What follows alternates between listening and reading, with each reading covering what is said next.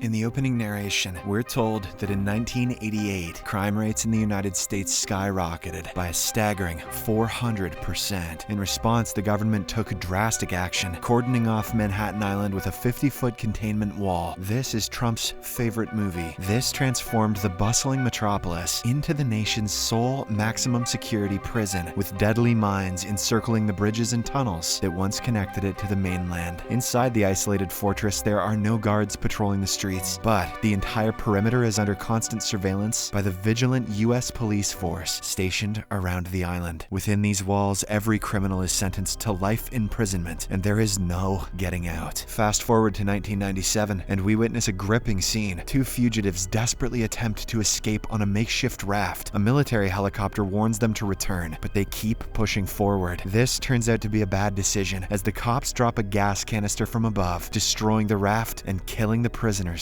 instantly. In the aftermath of this incident, the helicopter retreats to its base on Liberty Island. This place serves as the headquarters for the police force. Later, a prisoner transport bus arrives at the headquarters. Among its occupants is Snake Plissken, a once decorated U.S. Special Forces soldier, now branded a criminal. He apparently tried to rob the Federal Reserve, so he has been brought in for initial screening at Liberty Island Security Control. Elsewhere, Flight Captain Remy urgently notifies Police Commissioner Bob Hawke about a concerning situation involving a small jet. Remy reveals that air traffic control has been unable to reach the jet for the last 20 minutes. It soon becomes evident that the jet in question is none other than Air Force One, the prestigious aircraft of the President of the United States. Turns out the president was headed to an international peace summit when the plane was hijacked by a member of the anti-government group. This hijacker now plans to crash the plane into the desolate Manhattan Island. As she steers towards it, the president's bodyguards manage to escort him towards an emergency escape pod. They hand him a briefcase, strap him with a life monitor bracelet, and launch the pod, moments before the plane meets its demise. In the next scene, Hawk quickly gets soldiers together and they head to the crash site. But upon arriving, they discover that the escape pod is empty, with no signs of the president. At this moment, a shady-looking guy named Romero shows up, claiming to speak on behalf of the island's prisoners. He reveals that the president has been captured and shows one of his severed fingers as proof. Romero then warns the soldiers to vacate the island within 30 seconds if they want to see the president alive. Having no other option, Hawk and his men reluctantly get into their choppers and fly back to Liberty Island. Later, the vice president contacts Hawk and asks him to do everything he can to rescue the president. Since the cops aren't allowed to step foot on the island, Hawk resorts to using one of their most skilled prisoners, Snake Plissken. Just look at that jawline. The move makes even more sense as Snake was a soldier for many years before he turned to crime. Hawk then calls him in his office and lays out a proposal. Snake must infiltrate the isolated Manhattan Island prison, rescue the president, and retrieve a crucial cassette tape containing nuclear fusion data. In exchange, he will be granted a complete pardon for all his previous offenses. But there's a tight deadline. They have only 24 hours to pull off the rescue, as the president needs to attend an urgent international summit. After getting briefed on the mission, Snake reluctantly agrees to take it on. Hawk then has him injected with a booster, claiming it is for disease prevention. However, the medical tech soon reveals that Snake has actually been injected with microscopic capsules that ensure he follows orders and stays on mission. These capsules will rupture his arteries in 24 hours if he tries to bail out, and they can't be messed with until the last 15 minutes. If Snake pulls off the rescue in time, Hawk promises to save him by neutralizing the explosives in his neck with X-rays. But if he fails in his mission, he will die a painful death. Hearing all this, a furious Snake promises to make Hawk pay when he gets back. I'm gonna fuck you up, Hawk. Later, Snake is sent inside the Manhattan Island prison on a glider plane. He has never flown one of these in his entire life, but he still manages to make a landing on top of the World Trade Center. After this, he covertly heads down the elevator to reach the ground. Snake then makes his way through the desolate streets of Manhattan, where he eventually locates the crashed plane and the escape pod. He inspects it for a while, but finds no clues, so he continues on his journey. Following the signal given off by the president's life monitor bracelet, he soon arrives at the basement of an old theater. There, Snake encounters several hostile prisoners, but he manages to take down every single one of them, using his supreme fighting skills. At last, he finally locates the president, only to discover that it's an old man wearing the life monitor bracelet. Enraged, Snake immediately calls Hawk and informs him of the trick, but the latter insists that he continue the mission. After a while, when Snake exits the theater, he notices someone lurking in the dark. Soon, several more figures start emerging from the manholes and alleys. It is revealed that these people are known as the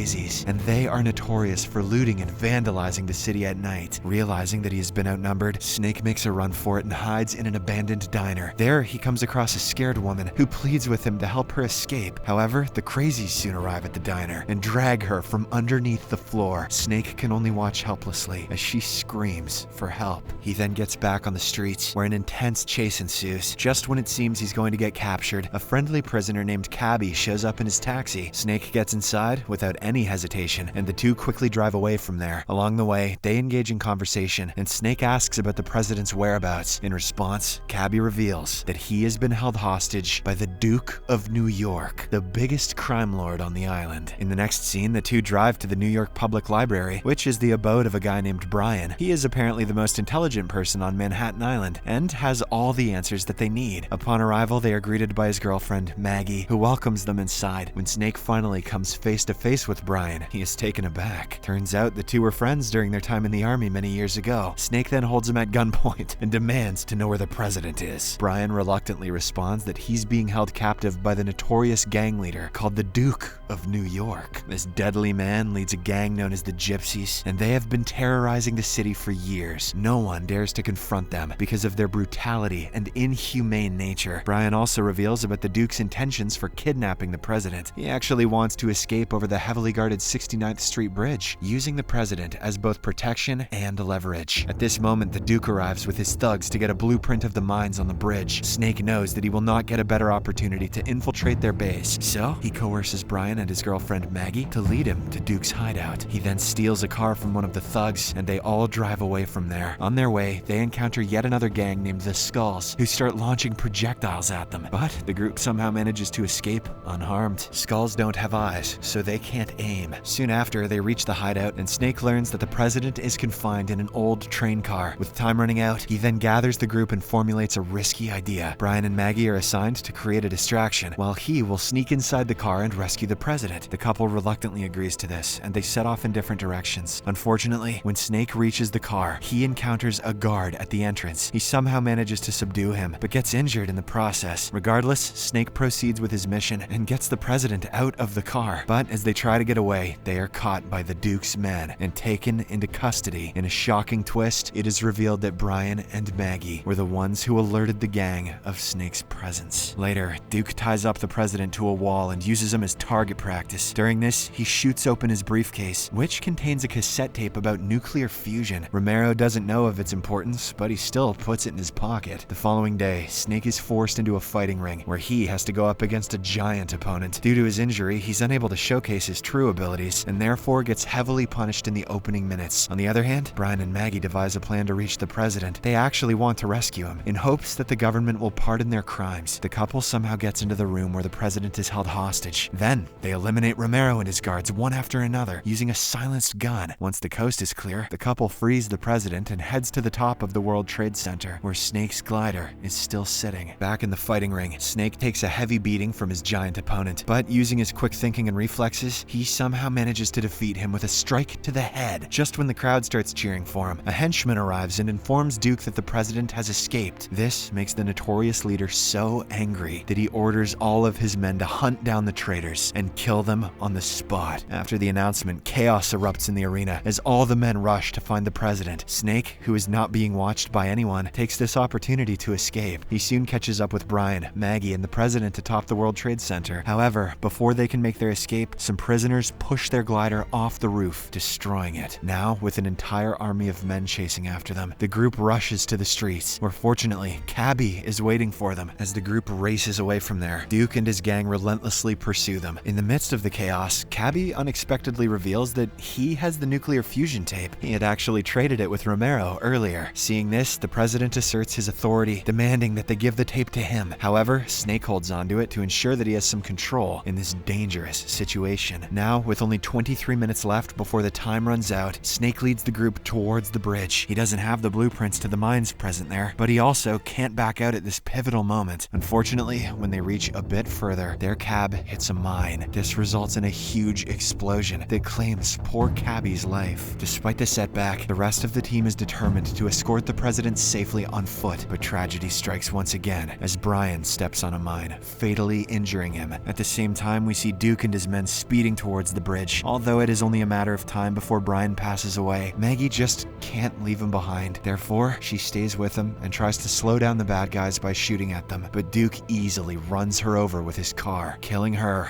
on the spot. Despite the losses, Snake and the president keep going and eventually reach the containment wall that stands between them and safety. The president is then lifted by the guards, but when it's Snake's turn, Duke suddenly arrives and they get into a brutal fight. Our hero is gravely injured at this point and there are only a few minutes left on the clock, but just when it seems he is going to die, the president guns down Duke from above with his machine gun. In the aftermath, Snake is immediately lifted above the wall. A doctor then deactivates the mini explosives on his neck within seconds remaining on the clock. This means that Snake is finally a free man. He then hands the cassette to the president before parting ways. Later, during his speech, the president hands over the cassette to the summit, but when it's played in front of the entire audience, a recording of Cabby's mixtape is played. This shocks everyone, and the president realizes that he has been fooled. Elsewhere, we see Snake casually walking down the streets, smoking a cigarette. He casually breaks apart the cassette tape containing the nuclear fusion data, and the movie comes to an end. Subscribe for more videos like this, turn on notifications, and leave a like to help the channel out. Thank you for watching.